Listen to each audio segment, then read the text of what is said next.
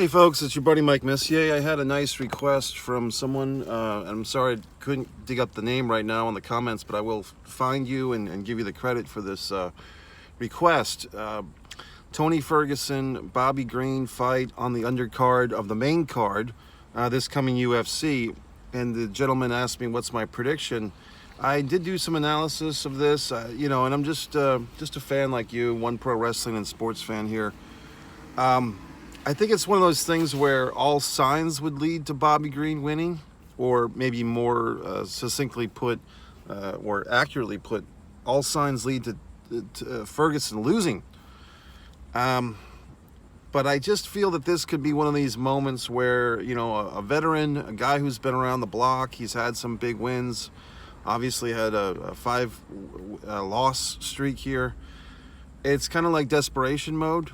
And I think that in fighting, as you know, and sometimes in life, there's nothing more dangerous than a desperate man.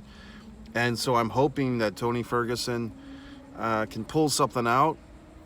I'm not confident. I wouldn't bet anything on this fight either way, to be honest with you. I think this thing could go in many different ways. But I just feel that this could be Tony's last victory in the UFC as far as a big fight goes, but I can see him winning this fight, Tony Ferguson, in the second round. That's my prediction.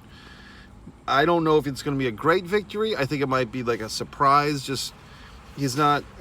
People are saying his power's diminished, but I can see him just putting together a couple of punches, getting a second round KO or TKO, and people are kind of happy and surprised, and then he comes back and loses 2 or 3 or 4 more fights in a row, and then he finally has to retire. So I hope he's, and I'm not trying to be condescending, but I hope he's put some money away, and he doesn't have to, move on to like bare knuckle fighting or slap fighting or some of these, lower circuit pursuits. I did watch the big bare knuckle fight several months ago, 2 or 3 months ago. It was actually pretty good, whoever it was. The guy that got his teeth knocked out, Rockhold, and the other guy who's like the king of bare knuckle fighting. Kind of tangenting now, but I'll come back to this. As Bobby Green, hey, this is an opportunity for him too. Apparently, his last 3 fights, he hasn't gotten a victory, but one of them was a no decision, and there were some other interesting circumstances. So Bobby Green, from his point of view, is kind of in the same boat as Tony, a little bit younger, maybe not as celebrated, but Bobby, if he gets a victory in this one over Ferguson, that could put him right back on in the mix. I will say this, I think it's kind of interesting that this fight is on a main card pay-per-view show. I think that's kind of like a tip of the hat to the career that Tony's had. Like I said, you might have seen my other videos, I took some time off from watching UFC. Kind of during the Brock Lesnar and John Jones era. Wasn't a big fan of either one of those guys. They seem to be getting a lot of consideration from Dana. They at least Lesnar was proven to have taken some steroid test blocker, right?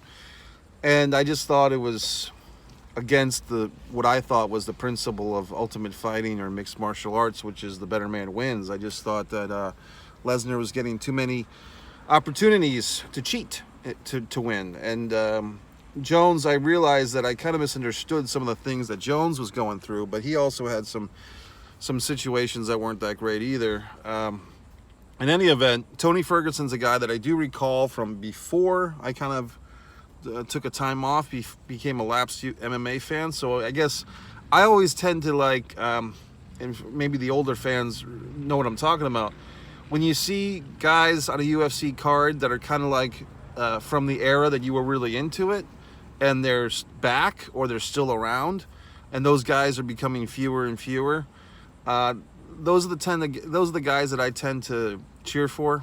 I mean, look, Randy Couture is probably 50 now, probably older. I'm sure he's not going to fight again, but that's just an example, like a guy who I liked from those early, prehistoric days. I mean, I didn't realize that. I think Randy was fighting back in '97 for UFC. So anyway, just kind of going on here. I am looking forward to this UFC card. It should be interesting. I won't be doing my typical movie theater screening. Apparently, on the home front, there will be a screening, so that'll be interesting. I kind of like to watch the fights solitary. Like, I like to hear the commentary. So this will be a different experience because you'll have a lot of people making noise and shit like that.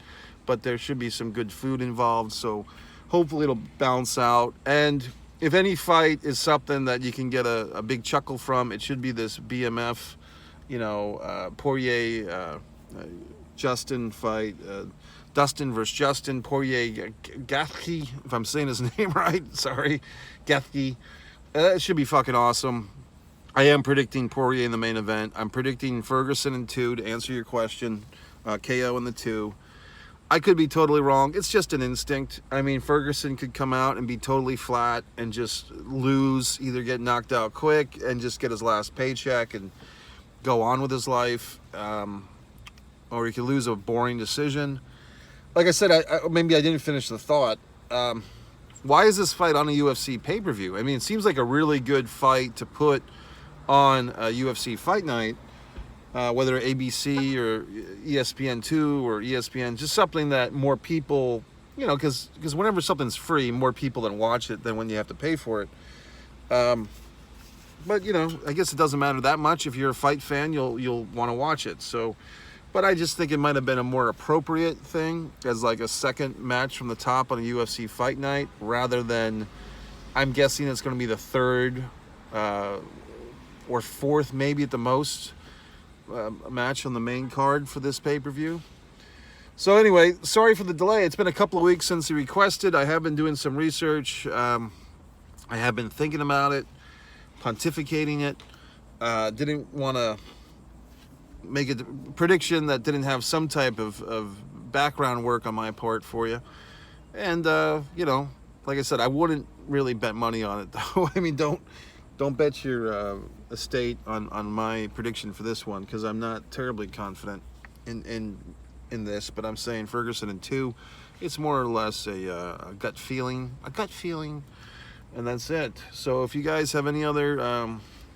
thoughts on this upcoming pay-per-view. This is, what's today's date? I think we're on July 26th already, and it's a Wednesday. I woke up early. I went to the pool. I beat all the old people and the young people to the pool.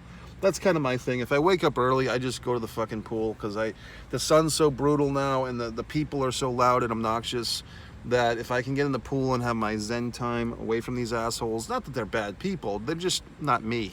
You know what I mean? Like, typically, I don't know about you guys, but I just view the world as like, there's all these other fucks in the world, and then there's me, and I'm kind of the protagonist, and everyone else and everything else is the antagonist to what I'm trying to achieve.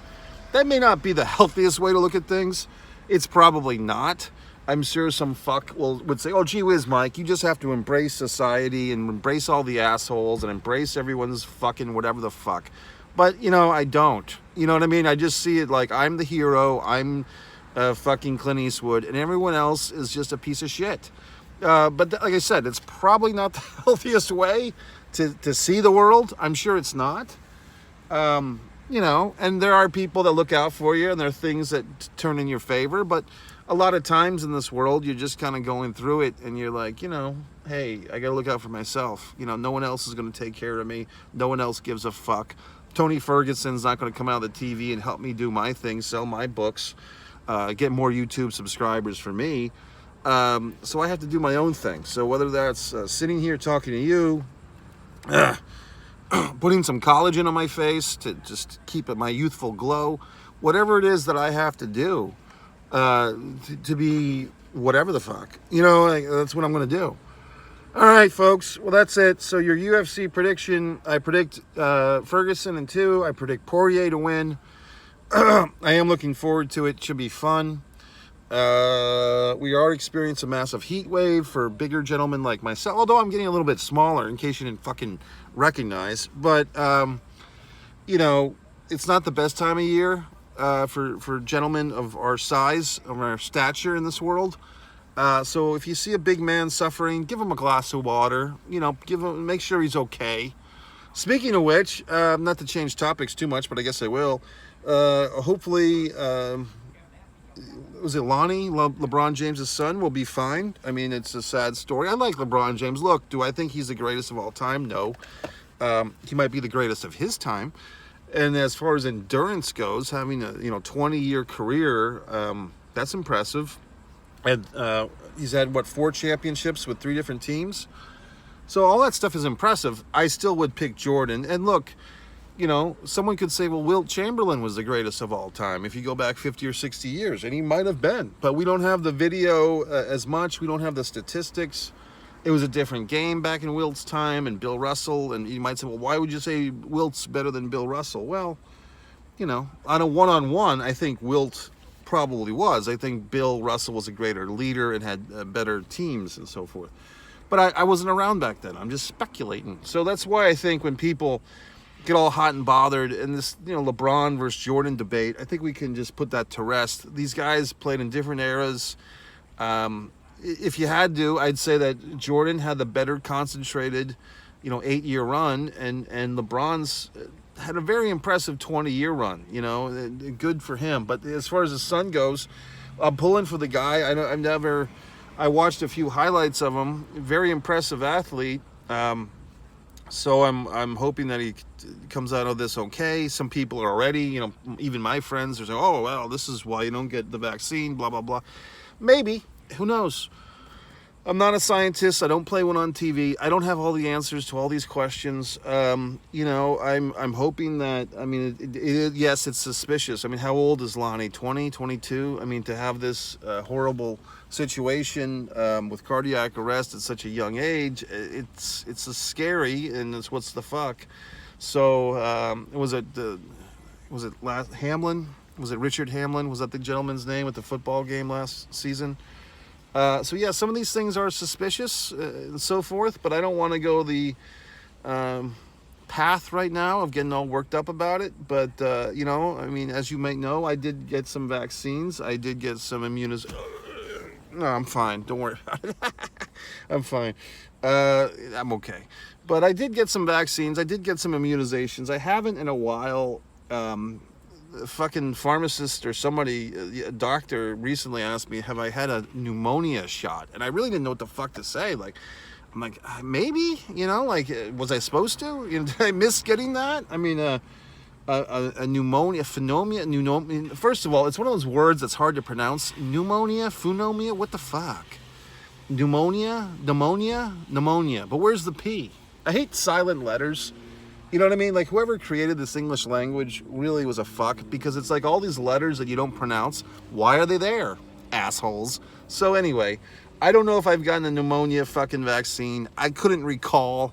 That's one thing as you get older, you do so much stuff, you start to forget things. When you're 12, you can remember your whole life because you've had, 12 years and maybe 5 you're responsible for. No one expects a 12-year-old to remember what they did when they were 3. But when you're older, they expect you to remember what you did 10 or 20 years ago. So what the fuck? Anyway, so I'm predicting Ferguson 2, Poirier. I'm predicting, what did I predict? 4 rounds for that or something like that? I predicted a victory. I did another video on the Poirier fight. It's going to be fun. It should be. And kind of like pizza. Even when UFC is bad, it's kind of good. But I have seen a few pay-per-view shows. I think they do a nicer job now, to be honest, of balancing out these cards, meaning that if the main event, they've had fights even when the main event's been canceled. A big pay-per-view 3 or 4 years ago, I think the main event was canceled and they had to upgrade Lesnar to the main event, whatever that was. That was some type of anniversary show, 150 or whatever the fuck. So whenever these things happen, it's nice if you have a strong undercard and then, you balance it out. And I'm telling you, I'm getting a little pissed because I'm trying to watch these I'm trying to live my life because UFC's on every goddamn Saturday. I want to go out and enjoy life, enjoy the Florida sun.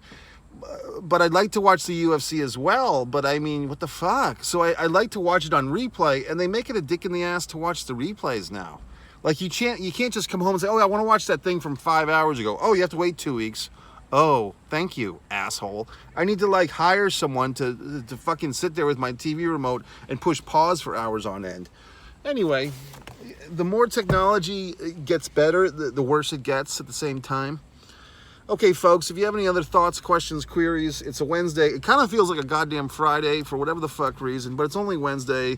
And thanks for the request, kind viewers. See you later.